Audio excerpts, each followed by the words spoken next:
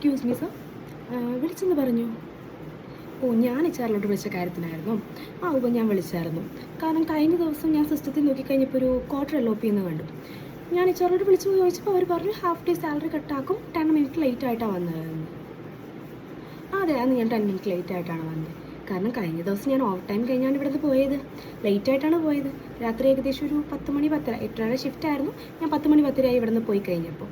Okay, സാറിനതൊരു പ്രശ്നമില്ലായിരിക്കും, സാറിനത് കേൾക്കണ്ടായിരിക്കും. Okay, ഞാൻ സമ്മതിച്ചു. പിന്നെ സാലറി കട്ട്, ഈ 10 മിനിറ്റ് ഞാൻ വൈകി വന്നതിന് സാലറി കട്ട് ചെയ്യാനാണെങ്കിൽ കഴിഞ്ഞ മാസം ഞാൻ കുറേ ഓവർ ടൈം ചെയ്തായിരുന്നു. പിന്നെ സ്റ്റാഫ് ഷോർട്ടായി കഴിഞ്ഞപ്പോൾ എക്സ്ട്രാ ഡ്യൂട്ടി ചെയ്തായിരുന്നു. അതിനൊക്കെ എനിക്ക് ഓഫ് തരാമെന്ന് പറഞ്ഞായിരുന്നു, പക്ഷേ ഓഫൊന്നും കിട്ടിയില്ലായിരുന്നു. ഒരു കാര്യം ചെയ്യും സാറ്, സാലറി ഒക്കെ കട്ട് ചെയ്തോ.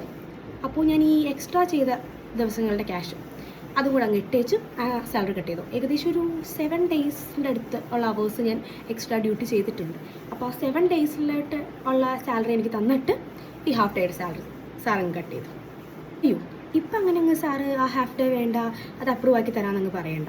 സാറ് കട്ട് ചെയ്യണം. സാറ് കടുത്ത തീരുമാനങ്ങൾ തന്നെ അങ്ങോട്ട് എടുക്കണം, എന്നാലേ പറ്റത്തുള്ളൂ. അല്ല, ഞങ്ങളൊരു 10 മിനിറ്റ് വൈകി വരുമ്പോൾ ഭയങ്കര കുറ്റമാണ്. എന്നാൽ ഞങ്ങളിവിടെ എത്ര സമയം ഓവർ ടൈം ചെയ്യുന്നതെന്ന് നിങ്ങൾ നോക്കുന്നില്ലല്ലോ.